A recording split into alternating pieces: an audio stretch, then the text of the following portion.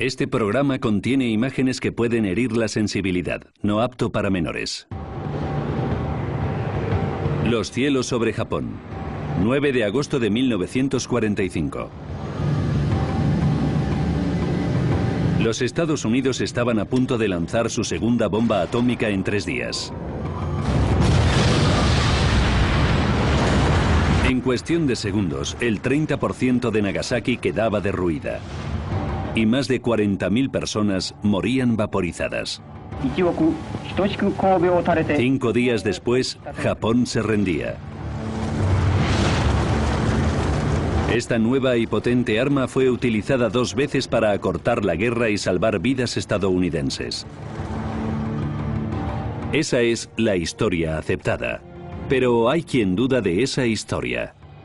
La bomba fue utilizada y por muy horrible que fuera, estuvo justificada. Eso es un cuento. Los desastres no ocurren sin más. Los desencadenan una serie de sucesos críticos. Analizaremos las fatídicas pistas y repasaremos esos últimos segundos catastróficos. Segundos catastróficos. Nagasaki, la bomba olvidada. Océano Pacífico Central. Base aérea de Tinian. 9 de agosto de 1945. El sargento William Barney y sus compañeros del grupo Composite 509 se preparaban para un bombardeo de alto secreto. Tenían que lanzar Fat Man sobre Japón, la segunda bomba atómica de los Estados Unidos. La primera, Little Boy, había sido lanzada sobre Hiroshima 3 días antes. Los Estados Unidos esperaban que tras el bombardeo Japón se rindiera. Todos pensábamos que quizás así acabaría todo. Esperábamos que acabara la guerra. Barney era el operador de radar del avión Great Artist, uno de los 3 aviones clave de la misión. Su trabajo consistía en tomar medidas de la onda expansiva. El Big Sting filmaría la explosión. Y Boxcar dejaría caer la bomba.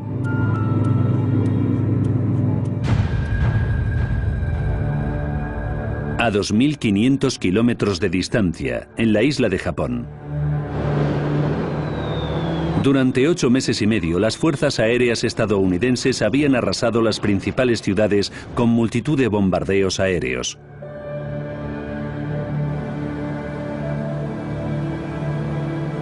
Por todo el país, familias como la de Sakue Shimohira vivían aterrorizadas por nuevos ataques.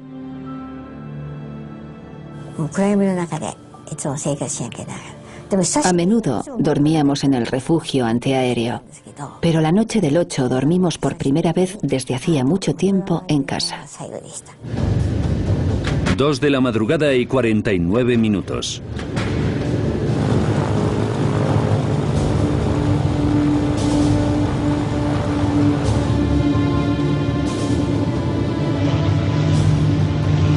El bombardero B-20 Boxcar despegaba.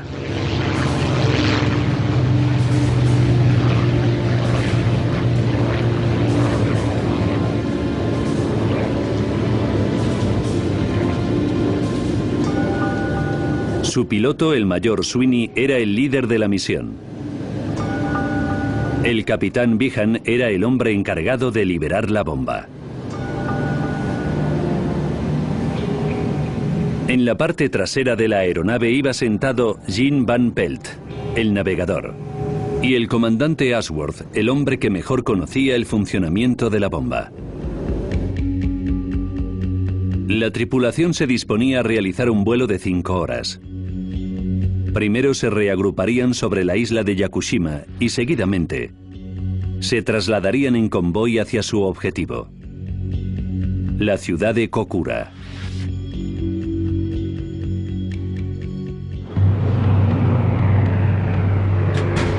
Siete y 50 minutos de la mañana.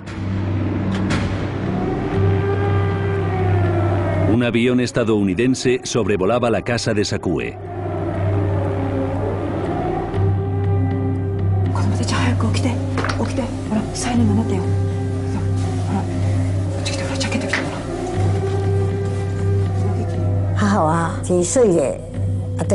Mi madre nos despertó apresuradamente y nos dijo, vamos rápido al refugio antiaéreo, puede que nos bombardeen.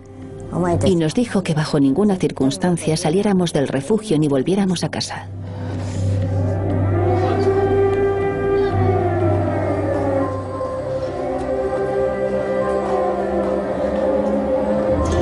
A unos cuantos kilómetros, Samiteru Taniguchi, de 18 años, repartía cartas.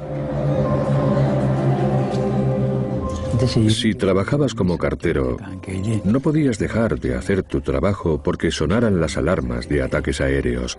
Así que no fui al refugio antiaéreo.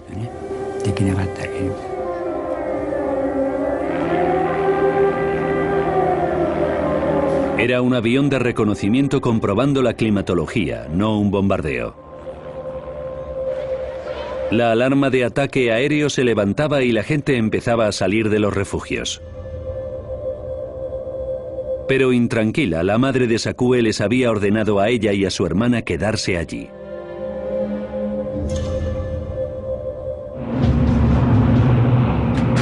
Ocho y 10 minutos de la mañana.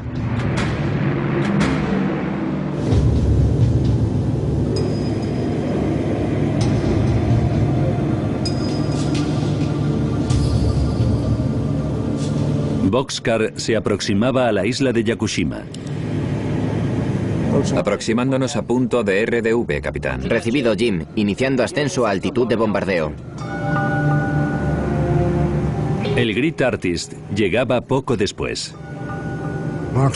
El Boxcar ya estaba allí cuando nosotros llegamos.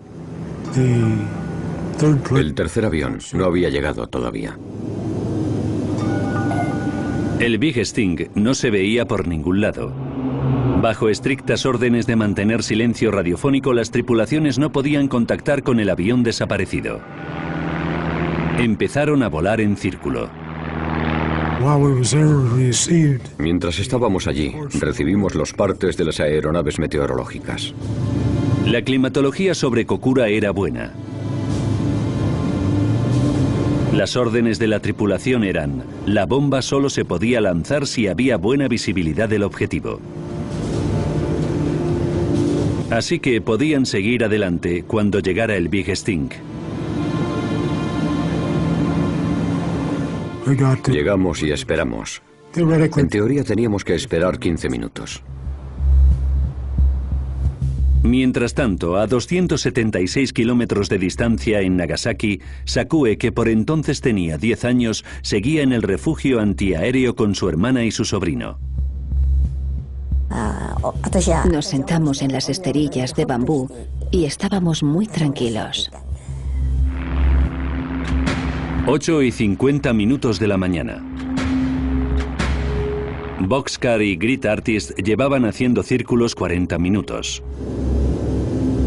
Un problema con el depósito de combustible hacía que el tiempo de vuelo del Boxcar fuera limitado.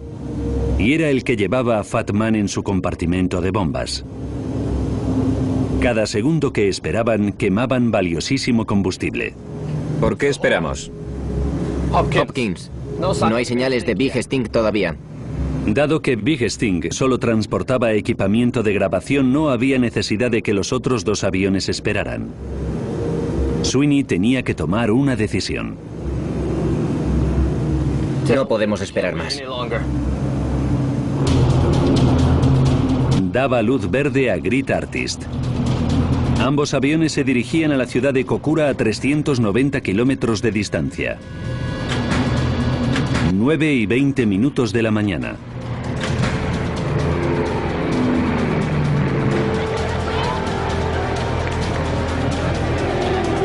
Las aeronaves se aproximaban a la ciudad.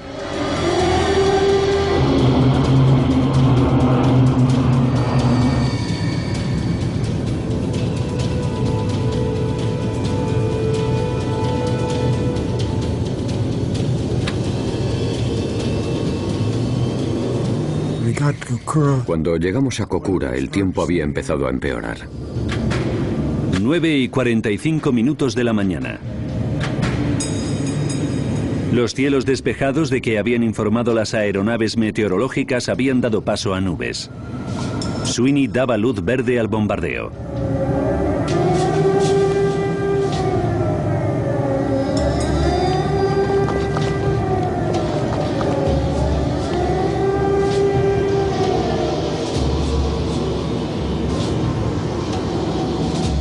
Objetivo no visible. Hicimos 3 intentos y no teníamos visibilidad. 10:30 de la mañana. Sweeney abortaba el ataque a Kokura. La fallida misión había agotado 45 minutos de combustible. Jim, llévanos al objetivo secundario, Nagasaki. A 156 kilómetros, Nagasaki. La ciudad donde vivían Sakue y Sumiteru. ¿Cuál es el estatus de combustible? Solo 1500 galones, señor.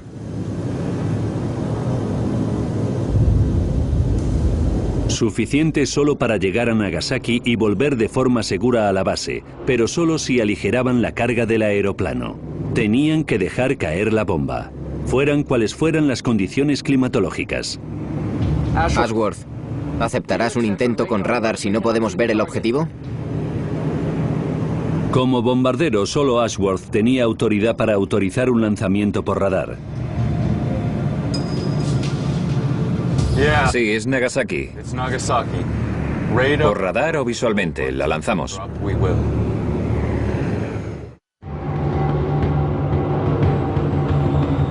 10:56 de la mañana.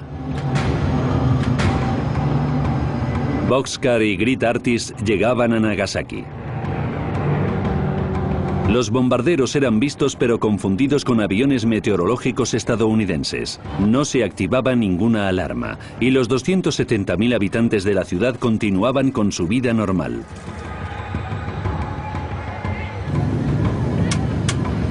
Sweeney daba luz verde al bombardeo por señal de radar.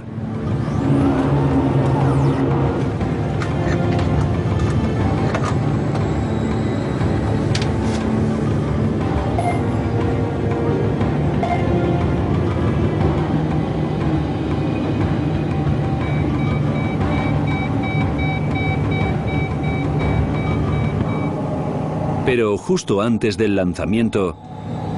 Lo tengo. Puedo ver la ciudad. Adelante, Evian. La tripulación cambiaba a bombardeo visual.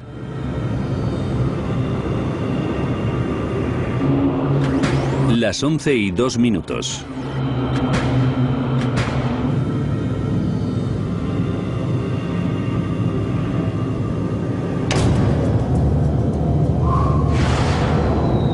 Fatman era lanzada desde 8.800 metros de altitud.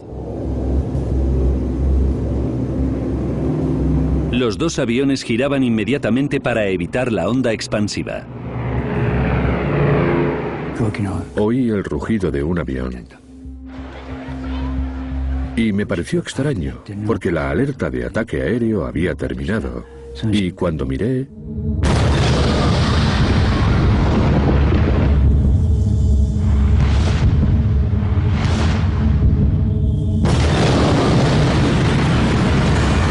Con una detonación de 22.000 toneladas de TNT, Fatman generó más de 4.000 grados centígrados de calor y se extendió a 1.000 kilómetros por hora por toda la ciudad.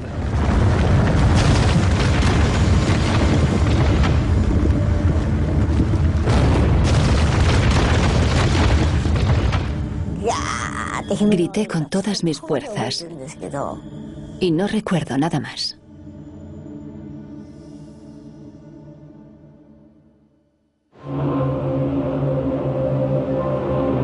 El Grit Artist volaba en círculo sobre Nagasaki grabando los efectos inmediatos de la explosión.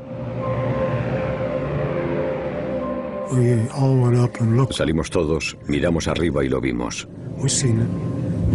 La nube atómica no dejaba de hincharse. Y había un rastro de humo que iba desde la base a la parte superior. En Nagasaki, silencio absoluto. Casi 7 kilómetros cuadrados de la ciudad habían quedado reducidos a escombros. Más de 40.000 hombres, mujeres y niños murieron vaporizados.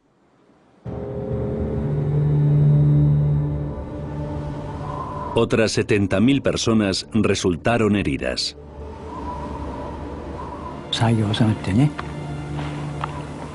Me levanté y miré a mi alrededor.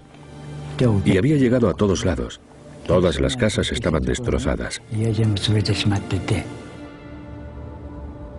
Solo quedaba una casa de mi zona de reparto.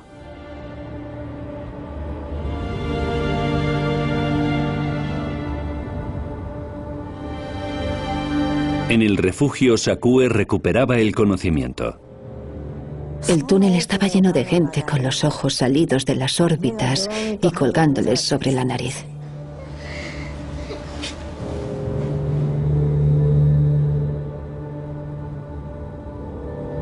De alguna manera, la hermana de Sakue y su sobrino también sobrevivieron. Y empezaron a pensar en su madre.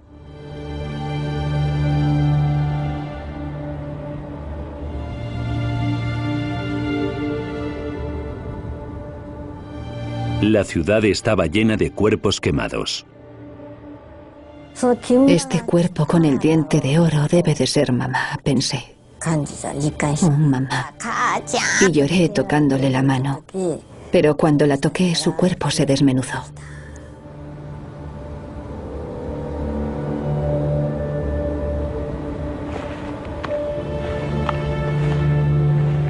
Sumiteru buscó ayuda. Y mientras caminaba, me miré las manos.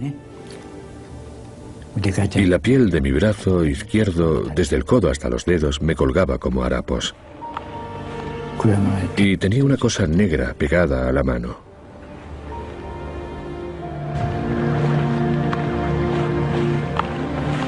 Más de 100.000 personas perdieron la vida instantáneamente por las bombas atómicas que se lanzaron sobre Nagasaki e Hiroshima 3 días antes.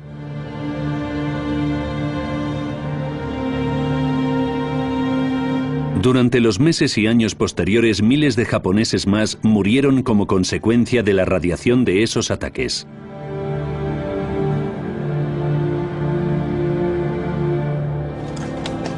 Cinco días después de Nagasaki, el presidente estadounidense Harry Truman convocaba una rueda de prensa. Esta tarde he recibido un mensaje del gobierno japonés. Considero esta respuesta una total aceptación de la Declaración de Potsdam que especifica la capitulación incondicional de Japón.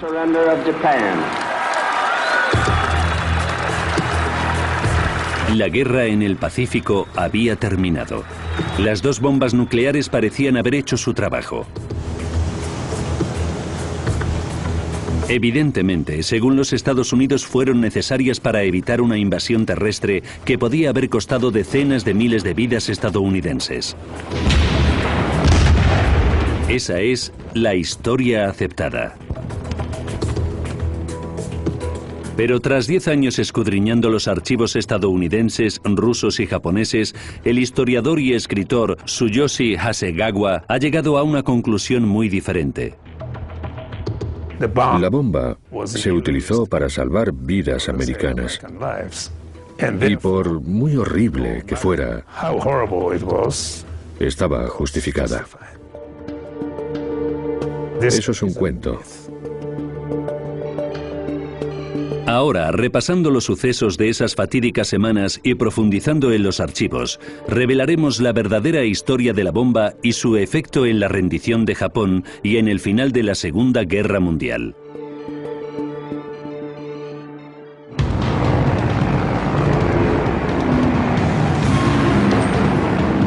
Diciembre de 1941. Japón iniciaba un ataque sorpresa contra la flota estadounidense en Pearl Harbor.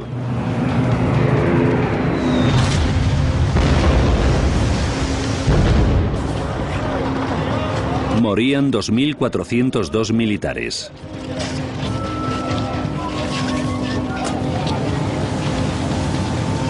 Era la salva inaugural de una batalla que se extendería por el Pacífico durante 4 años.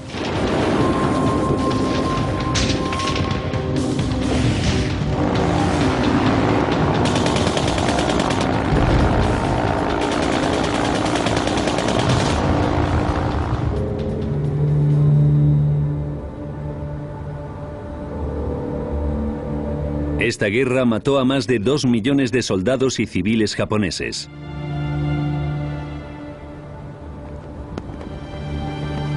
Y al menos a 100.000 soldados estadounidenses.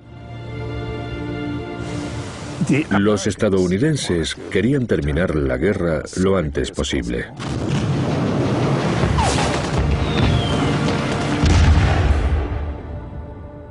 A finales de 1944, las fuerzas estadounidenses se habían hecho con las Islas Marianas. Ahora tenían pistas a distancia de bombardeo de tierra firme japonesa, permitiéndoles devastadores ataques aéreos contra los centros industriales y ciudades densamente pobladas del enemigo. Más de 60 de ellas quedaron reducidas a cenizas. Esperaban que esto obligara a Japón a rendirse. En cambio, los japoneses pusieron en marcha el plan Ketsugo, u Operación Decisiva. Esta operación, Ketsugo, fue una operación horrible porque estaba diseñada para convertir a todos los soldados, a todos los civiles en kamikazes. La idea era hacer todo el daño posible para romper la moral estadounidense. Los líderes militares sabían que Ketsugo causaría multitud de víctimas en cualquier invasión terrestre de los Estados Unidos. De ahí la decisión de usar la bomba. Durante muchos años se ha hecho creer a los americanos que la única opción era o la bomba o la invasión. Pero se trata de una idea históricamente incorrecta. El historiador Barton Bernstein cree que hubo una tercera opción: invadir Japón en dos frentes con un poderoso aliado.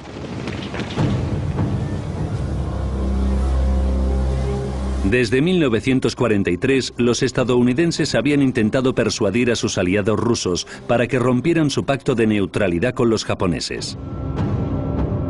Un ataque con dos frentes por parte de América y Rusia hubiera obligado a Japón a extender más sus tropas.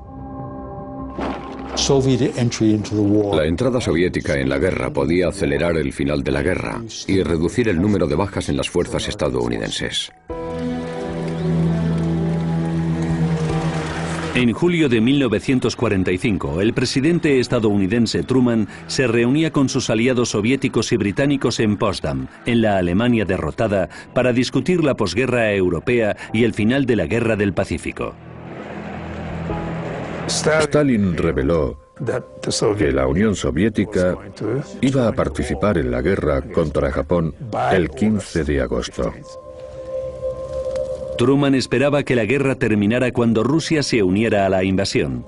Esa misma noche escribió en su diario: Stalin se unirá a la guerra contra Japón el 15 de agosto. Derrotaremos a los japoneses entonces.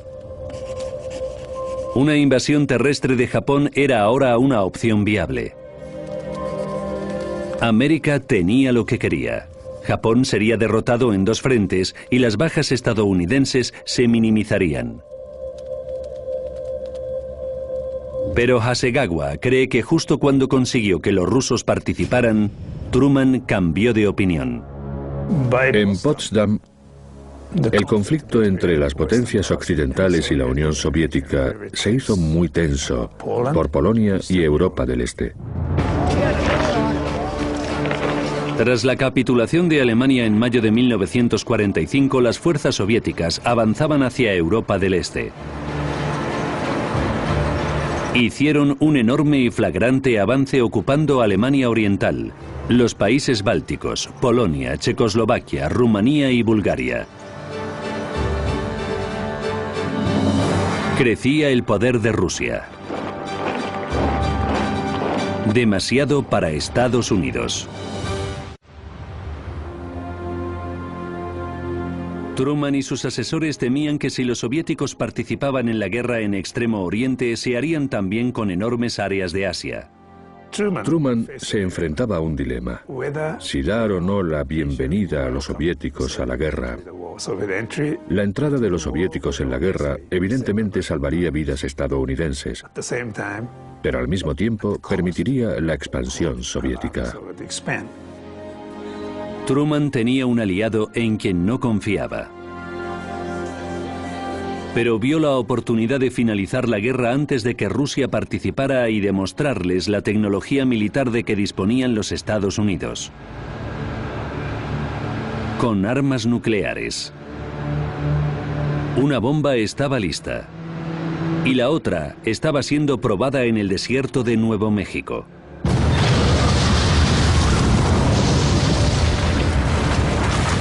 El 21 de julio, Truman recibía los resultados de la prueba. La prueba tuvo mucho más éxito del que esperaban. Truman estaba eufórico.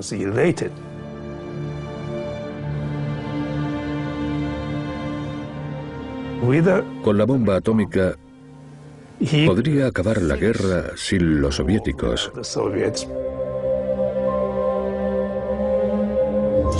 Pero para ello, los Estados Unidos tenían que lanzar la bomba antes del 15 de agosto, fecha en la que los soviéticos decían que se unirían a la guerra. Truman pidió a sus asesores que emitieran rápidamente la declaración de Potsdam, pidiendo a Japón que se rindiera incondicionalmente si no quería una destrucción extrema.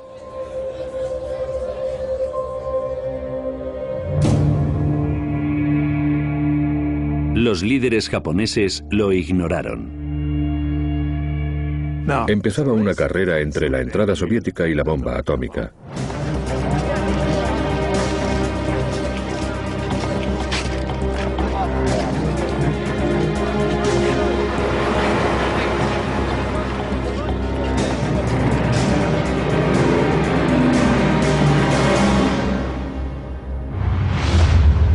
El 6 de agosto de 1945, Estados Unidos lanzaba Little Boy sobre Hiroshima, mientras el Ejército Rojo seguía movilizando sus tropas en la frontera con Manchuria. Stalin quedó impactado cuando supo que los Estados Unidos habían lanzado la bomba tan rápido y pensó: eso es todo. La bomba atómica obligaba a Japón a rendirse y todo acabaría, así que se deprimió mucho. Товарищ Сталин, телеграмма. Спасибо, Владимир. Stalin creía que su objetivo de expandir el imperio soviético hacia Asia había sido truncado. Pero recibió un mensaje urgente del ministro de Asuntos Exteriores. Los japoneses querían ayuda de los soviéticos. Japón seguía su política de buscar la mediación de Moscú para terminar la guerra. Para Hasegawa, este mensaje confirma que la bomba de Hiroshima no convenció a los japoneses para que se rindieran. Para Stalin, este mensaje era una cuerda salvavidas. La guerra del Pacífico no había terminado todavía. Inmediatamente ordenó al ejército soviético luchar en la guerra. El 9 de agosto, mientras los Estados Unidos preparaban el lanzamiento de la segunda bomba atómica, 1,5 millones de soldados rusos cruzaban la frontera de Manchuria. El Ejército Rojo arrollaba rápidamente la extendida fuerza japonesa. En cuestión de horas, el ejército de Japón abandonaba la capital de Changchun. El alto mando japonés convocaba una reunión de emergencia en el búnker situado en los bajos del Palacio Imperial. La entrada soviética en la guerra obligaba al gobierno japonés a barajar la posibilidad de capitulación. Según Hasegawa, esta fue la primera vez que se planteó seriamente la rendición. El Consejo Supremo de Japón estaba formado por 3 miembros partidarios de la paz y 3 miembros partidarios de la guerra.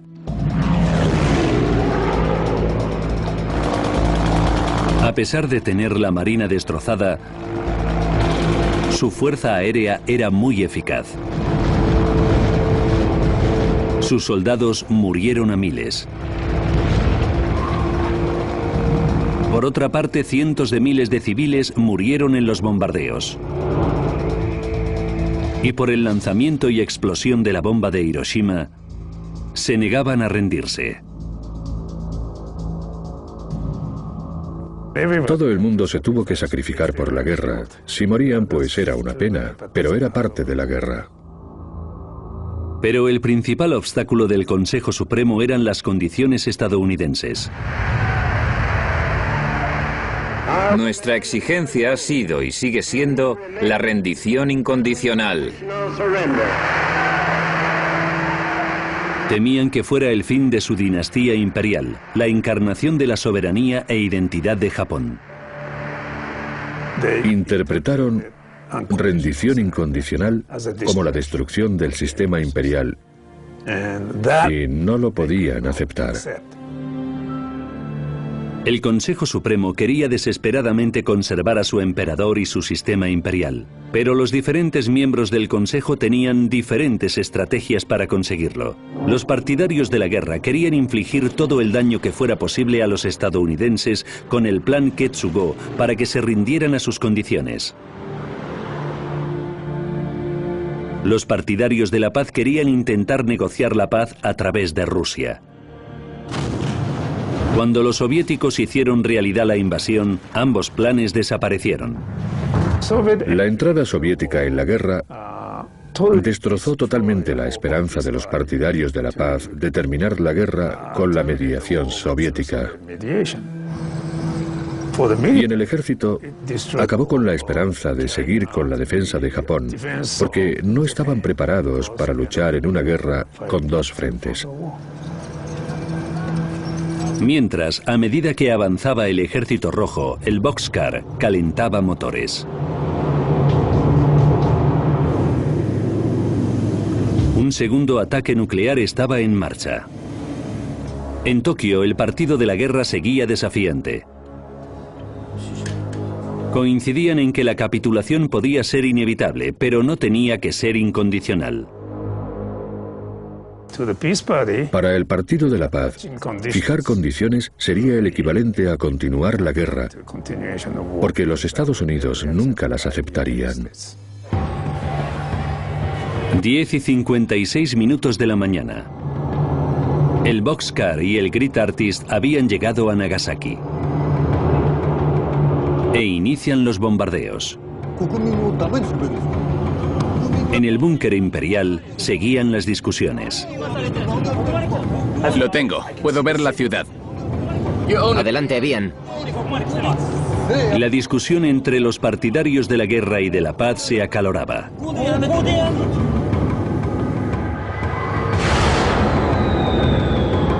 Once y 2 minutos de la mañana.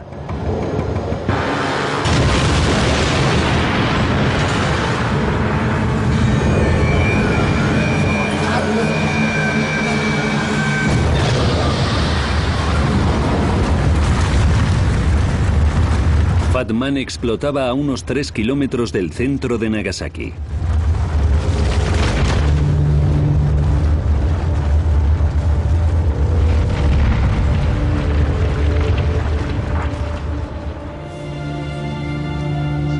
Treinta minutos después, la noticia del bombardeo de Nagasaki llegaba al alto mando. No cambió ninguna dinámica, no influyó en nada. Los dos partidos seguían en desacuerdo en los términos de la rendición. La reunión se suspendía.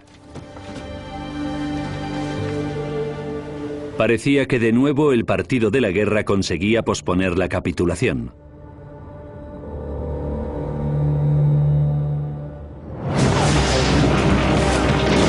Pero Hasegawa ha descubierto que la invasión soviética tuvo un enorme impacto en el Partido de la Paz. El ejército rojo se aproximaba con rapidez a tierra firme japonesa. Los partidarios de la paz creían que era muy posible que la continuación de la guerra tuviera efectos devastadores en el sistema imperial. El comunismo y el sistema imperial no son compatibles. Bajo influencia soviética, el sistema imperial estaba en peligro. Los partidarios de la paz creían que era más probable que los pragmáticos americanos mantuvieran al emperador japonés tras la capitulación frente a los revolucionarios soviéticos, y apelaron a la única persona que podía imponer la capitulación al ejército, el emperador.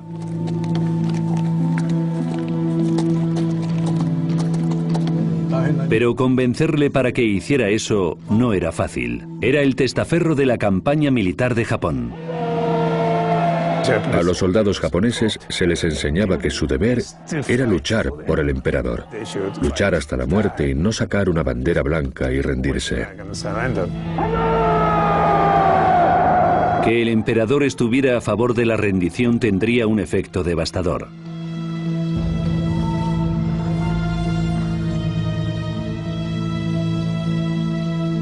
A las 10 de la mañana del 14 de agosto, el alto mando japonés volvía a reunirse en el búnker imperial. Esta vez se unía el emperador. Japón se rendiría incondicionalmente.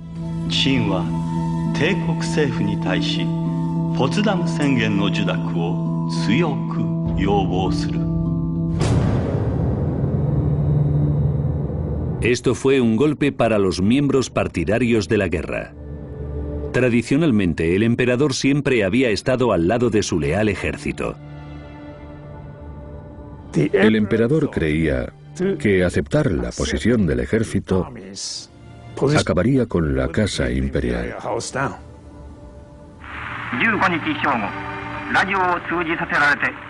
El 15 de agosto de 1945, el emperador Hirohito comunicaba la decisión a su pueblo.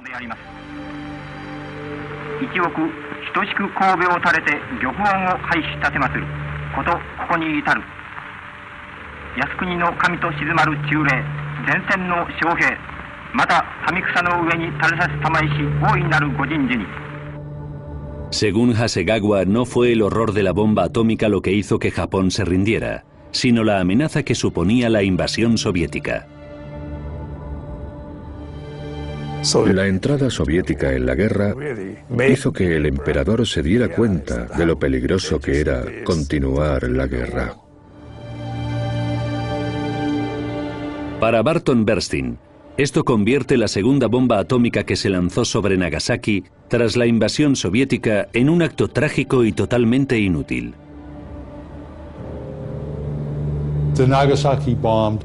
La bomba de Nagasaki no aceleró la rendición de Japón para nada. Por tanto, fue una bomba innecesaria que mató a 60 o 70.000 personas. Ahora, profundizando en los archivos, podemos revelar los sucesos que hicieron que Nagasaki fuera el objetivo de la segunda bomba atómica estadounidense. 19 días para el desastre. Nagasaki parecía librarse de los mortíferos bombardeos estadounidenses. Mientras Sakue Shimohira y su hermana dormían plácidamente, el presidente Truman recibía un informe que confirmaba que Estados Unidos disponía de armas atómicas viables.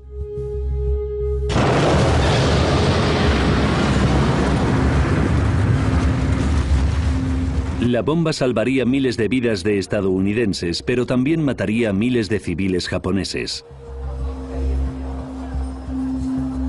Aparentemente, estas muertes nunca se tuvieron en cuenta.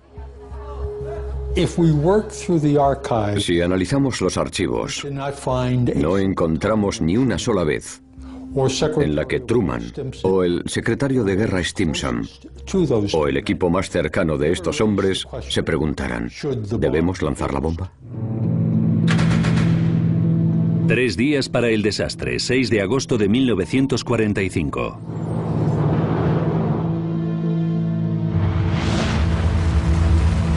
La primera bomba atómica estadounidense era lanzada sobre Hiroshima, acabando con la vida de 80.000 personas. 2 días para el desastre.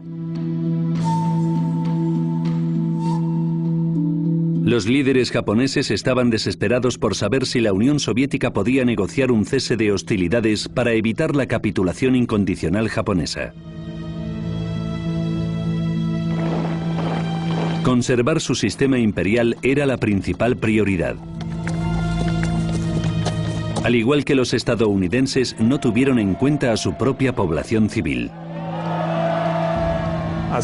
Por lo que respecta al ejército, las bajas civiles no importaban demasiado. 12 horas para el desastre. Rusia rechazaba la solicitud de Japón para su mediación y declaraba la guerra. 9 horas para el desastre. Aunque el lanzamiento de otra bomba atómica parecía irrelevante, el bombardero Boxcar despegaba de la base aérea de Tinian llevando a bordo Fat Man, un dispositivo nuclear de 4,9 toneladas. Su objetivo, Kokura o Nagasaki. Parecía inevitable un número de bajas inocentes. Pero los Estados Unidos estaban más interesados en probar su nueva bomba y en llevar la delantera a los soviéticos. En 1945, la Segunda Guerra Mundial se había convertido en una guerra total, en la que las restricciones y limitaciones de ataques a no combatientes se habían ido erosionando progresivamente. Tras años de luchas brutales, cualquier sentimiento normal de humanidad parecía haber desaparecido de ambas partes. 6 minutos para el desastre.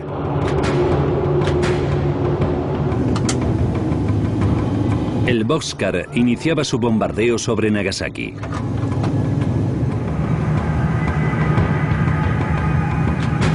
Lanzaban la bomba atómica Fat Man.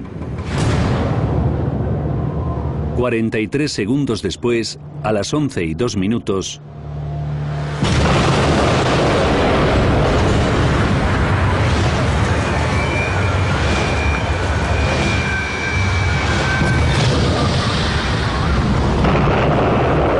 Fat Man explotaba.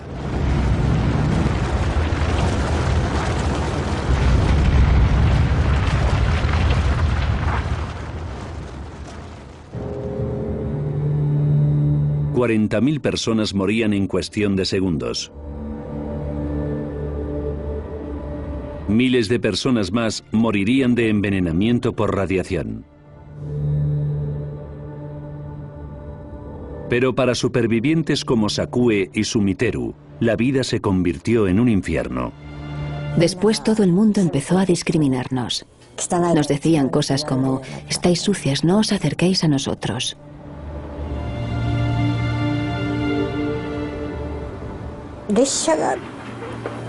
Me llegué a tirar a las vías de tren 2 o 3 veces, pero no pude seguir adelante. Tengo que seguir viviendo, aunque esté sola. Si muero aquí, no habrá nadie que venga a poner flores en mi tumba. No hay nadie más como yo. Nadie fue directamente alcanzado, ni ha sufrido las gravísimas lesiones que he tenido yo, ni ha pasado 3 años y 7 meses en un hospital.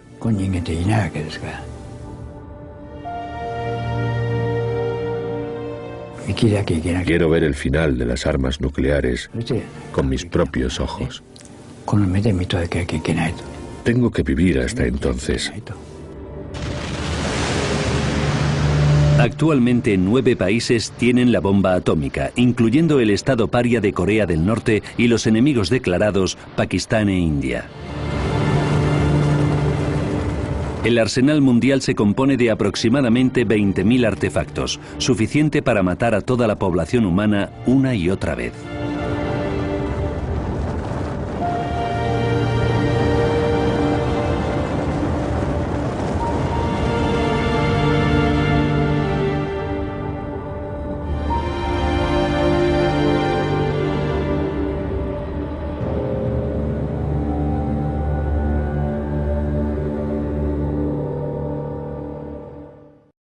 Este programa contiene imágenes que pueden herir la sensibilidad, no apto para menores.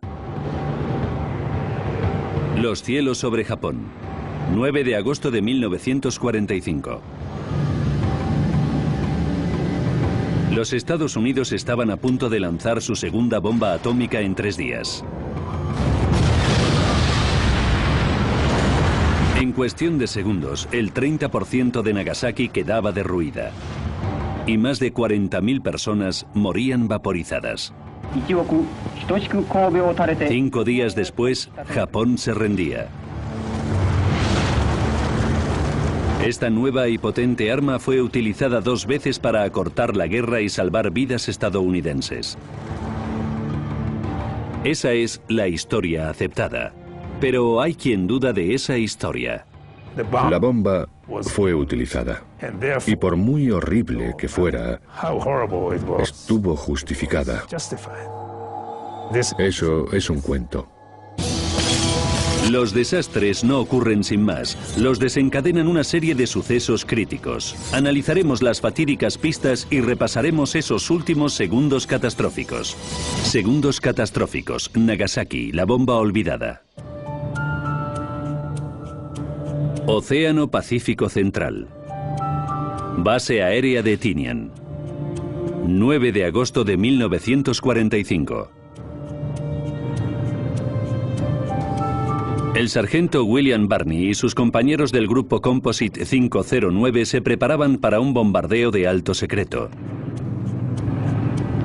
Tenían que lanzar Fat Man sobre Japón, la segunda bomba atómica de los Estados Unidos. Su piloto, el mayor Sweeney, era el líder de la misión. El capitán Behan era el hombre encargado de liberar la bomba. En la parte trasera de la aeronave iba sentado Jean Van Pelt, el navegador, y el comandante Ashworth, el hombre que mejor conocía el funcionamiento de la bomba. La tripulación se disponía a realizar un vuelo de 5 horas. Primero se reagruparían sobre la isla de Yakushima y seguidamente se trasladarían en convoy hacia su objetivo, la ciudad de Kokura.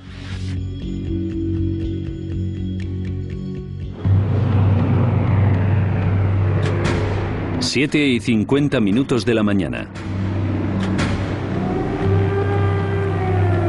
Un avión estadounidense sobrevolaba la casa de Sakue.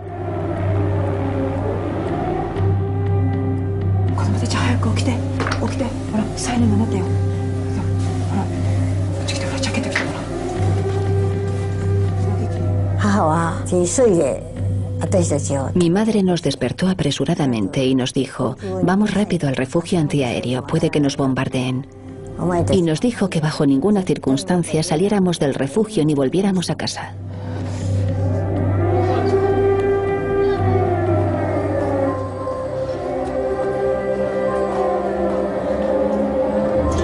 A unos cuantos kilómetros, Samiteru Taniguchi, de 18 años, repartía cartas.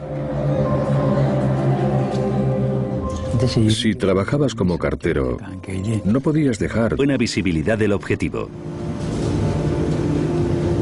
Así que podían seguir adelante cuando llegara el Big Sting.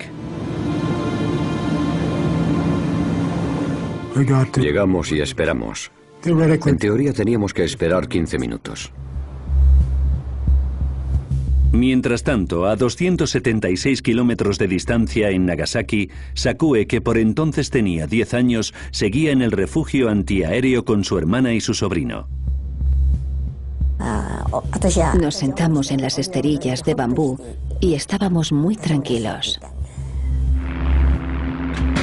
8 y 50 minutos de la mañana. Boxcar y Grit Artist llevaban haciendo círculos 40 minutos. Un problema con el depósito de combustible hacía que el tiempo de vuelo del Boxcar fuera limitado. Y era el que llevaba a Fat Man en su compartimento de bombas. Cada segundo que esperaban quemaban valiosísimo combustible. ¿Por qué esperamos? Hopkins, no hay señales de Big Sting todavía. Dado que Big Sting solo transportaba equipamiento de grabación, no había necesidad de que los otros dos aviones esperaran. Sweeney tenía que tomar una decisión. No podemos esperar más. Daba luz verde a Great Artist. Ambos aviones se dirigían a la ciudad de Kokura a 390 kilómetros de distancia. 9:20 de la mañana.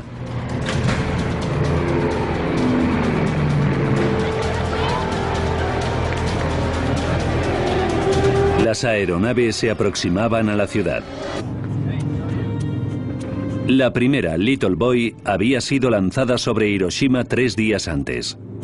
Los Estados Unidos esperaban que tras el bombardeo Japón se rindiera. Todos pensábamos que quizás así acabaría todo. Esperábamos que acabara la guerra. Barney era el operador de radar del avión Great Artist, uno de los 3 aviones clave de la misión. Su trabajo consistía en tomar medidas de la onda expansiva. El Big Sting filmaría la explosión y Boxcar dejaría caer la bomba.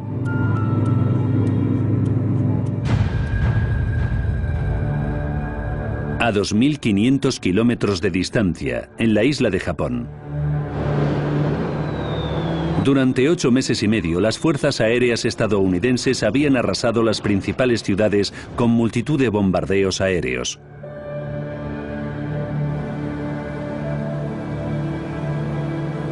Por todo el país, familias como la de Sakue Shimohira vivían aterrorizadas por nuevos ataques.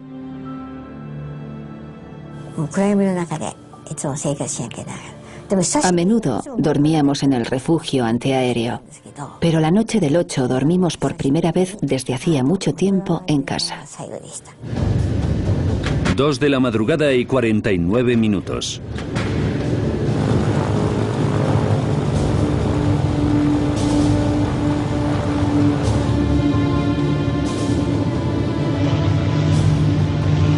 El bombardero B-20 Boxcar despegaba.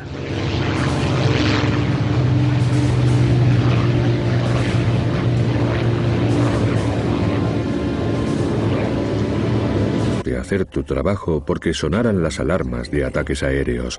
Así que no fui al refugio antiaéreo.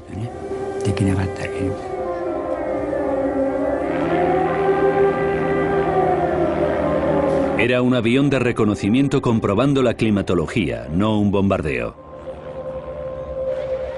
La alarma de ataque aéreo se levantaba y la gente empezaba a salir de los refugios.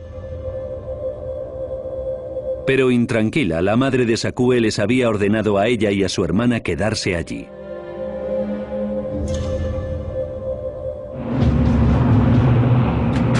Ocho y 10 minutos de la mañana.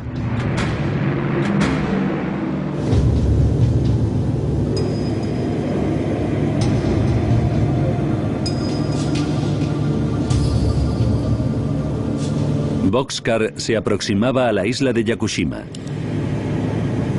Aproximándonos a punto de RDV, capitán. Recibido, Jim. Iniciando ascenso a altitud de bombardeo. El Great Artist llegaba poco después. El Boxcar ya estaba allí cuando nosotros llegamos. El tercer avión no había llegado todavía. El Big Sting no se veía por ningún lado. Bajo estrictas órdenes de mantener silencio radiofónico, las tripulaciones no podían contactar con el avión desaparecido. Empezaron a volar en círculo. Mientras estábamos allí, recibimos los partes de las aeronaves meteorológicas. La climatología sobre Kokura era buena. Las órdenes de la tripulación eran: la bomba solo se podía lanzar si había